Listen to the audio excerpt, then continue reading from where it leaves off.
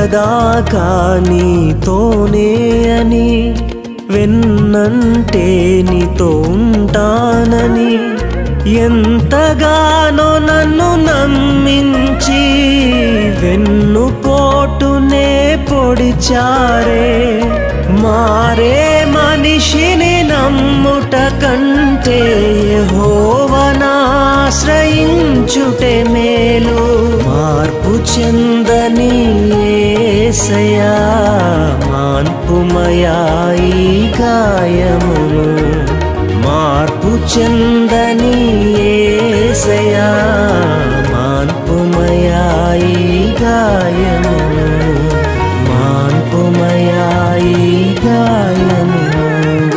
మనసు నా వేదన ఉప్పెనై రేగెనా,